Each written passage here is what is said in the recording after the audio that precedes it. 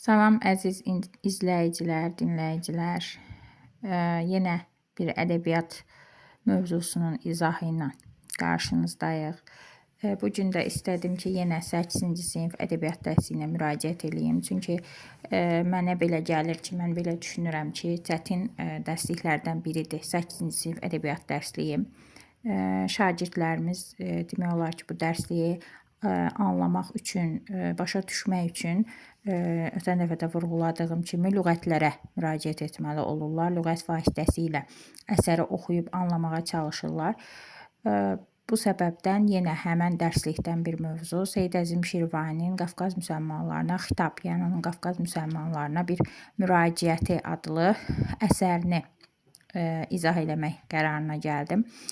Deməli, yenə ötən dəfə olduğu kimi, gördüyünüz kimi, deməli, qələmlə qeyd eləmişəm lazım olan sözlərin izahını. Siz də bax, eyni şəkildə qələm vasitəsilə əlinizdə olan dərsliyə qeydlər apara bilərsiniz ki, oxuyarkən rahat olsun sizin üçün anlamaq.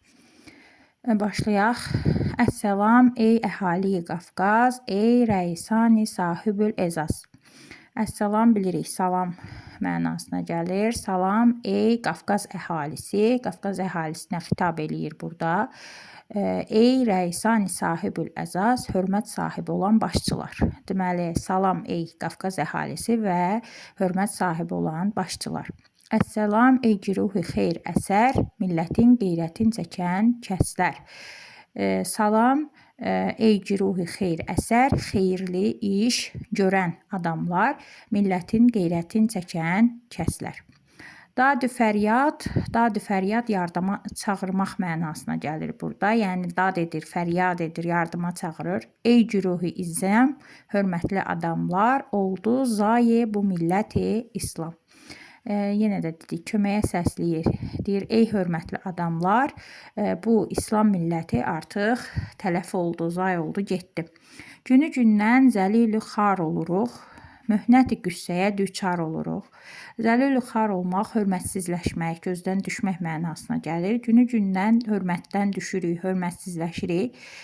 Möhnəti qüssəyə, yəni qüssəyə, qəmə, kədərə düçar oluruq. Qəmlənirik, kədərlənirik. Bu qədər dərd kim olur hadis, ona bielmlik olur bais. Bu qədər dərd ki çəkirik biz, yəni bu qədər bizə dərdlər baş verir, olur. Dərdlər olursa, bunun səbəbkarı, buna bais olan bielmlik, yəni elmsizlikdir deyə vurğuluyur. Bir bəladır bu dərdi nadani ki, onun elm olubdu dərmanı. Deməli, deyir ki, bu nadanlıq dərdi, yəni elmsizlik dərdi bir bəladır ki, onun dərmanı elmdir yalnızca. Bu təəccübdür, ey güruhi bəşər, bir kişi yatsa, naxoş olsa əgər, axtarır bir təbibi danadil, ta ki səhhət olan ona hasil. Deyir, təəccüblü burasıdır ki, ey insanlar, bir şəxs, burada kişi bir şəxs anlamına gəlir, naxoşlasa, xəstələnsə əgər, bir bilikli, deməli, təbib, həkim axtarılır ki, ona, belə deyək də, düzəlməsi üçün, artıq xəstəlikdən azad olması üçün bir bilikli həkim axtarır. Biz bilirik ki, yəni bunu. İndi naxoşdur milləti İslam, ona lazımdır eyləmək əncam. Necə ki, deyir, bir insan xəstələnəndə həkim axtarır. İndi də deyir, bütün İslam xalqı, bütün müsəlman dünyası naxoşlayıb, xəstələnib. Ona da deyir, bir kömək eləmək lazımdır, bir əncam çəkmək lazımdır. Dərdimizdir bu dərdi nadanlıq ki, tutubdur bizi pərişanlıq. Bizim deyir, dərdimiz hal-hazırda nadanlıq dərdidir, avamlıq, cahillik dərdidir ki, bu bizi deyir, pərişanlıq tutub. Yəni, qəmə, kədərə artıq düçar olmuşuq. Qeyrilər etdilər tərəqqi tam, qaldı zillətdə firqə-i İslam. Digər şəxslər, digər millətlər artıq deyir, tərəqqi nədir? İnkişaf. Tam şəkildə inkişaf eləyiblər, amma bizim bu İslam əhli, İslam cəmaatı isə hələ də deyir, zülmdə qalıb, əzabda, zillətdə qalıb. Hər vilayətdə var 5-10 kəsəbə, 50.000 seyyid-i axund tələbə. Hər bir vilayətdə deyir, 5-10 kasıb, zəhmətkeş şəxs var, amma 50.000 seyyidi axund, yəni axundlar var, seyidlər var və onların tələbələri var. 50 dərviş, 50 mərsiyyəxan, hamının sözləri tamam Yalan. 50 dərviş var, 50 mərsiyəxan var ki, onların da sözləri tamamilə yalandır. Cəmaatı yəni aldatmaqla məşğuldular. 50 min suxtə, 50 min sail, 50 min hoqqabazi naqabil. 50 min suxtə, yəni dərdə, əzaba düçar olan şəxslər var. 50 min sail, yəni dilənçi var. 50 min hoqqabazi naqabil, yəni qabiliyyətsiz hoqqabazlar var. Hamının fikri xalqı soymaqdır, quru yerdə bu xalqı qoymaqdır. Bütün bu şəxslərin deyir, hansı ki sadalayırıq, çoxluq təşkil edən şəxslərin sadəcə bir fikri var, bu da xalqı soymaq, quru yerdə bu xalqı qoymaq. Xalqa bunlar hamı qurublardan, bir bunu anlamır, bu qövmi avam. Bizcə deyir, bu avam cəmaat bunu anlamır ki, bax bütün bu saydığımız bu şəxslər dam qurublar, yəni tor qurublar, millət üçün, xalq üçün, xalqa tor qurublar, tələ qurublar. Bizə qeyrilər eyləyir töhmət, çün tərəqqi edibdir hər millət. Bizə deyir, digər xalqlar, digər millətlər töhmət eləyirlər. Niyə töhmət eləyirlər? Çünki hər biri artıq tərəqqiyə, inkişafa nail olublar, inkişaf ediblər. Gərçi var işqanan kişi tək-tək, əksər xalq avamdır bişək. Hərçənd ki, deyir, işqanan bir-iki kişi var, düzdür. Amma xalqın əksər hissəsi şübhəsiz ki, avamdır, cahildir. Bilmirik bir hədis mənasını, qanmırıq əhli şərf fitvasını. Biz deyir, ümumiyyətlə o imanların, peyğəmbərlərin hansı ki kəlamlarını dinləyirik, əslində heç biri mənasını anlamırıq. Hökmlərinin, o belə deyək də, din xadimlərinin söylədiyi o hökmlərin, fitva etdikləri fitvaların, hökmlərin mənasını anlamırıq, qanmırıq. Bixəbər olmuşuq şəriətdən, başımız çıxmır elmi hikmətdən. Bütün deyir, bu şəriətdən, dindən əslində bixəbərik, xəbərsizik. Elmdən də ümumiyyətlə başımız çıxmır. Kəsb üçün Həzrət Rəsulullah dedi, əl-kəsibü Həbibullah.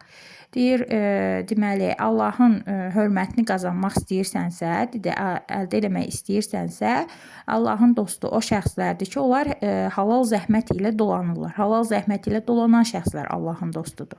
Zinət-i şəxs elmi ürfandır, elmsiz şəxs misli heyvandır.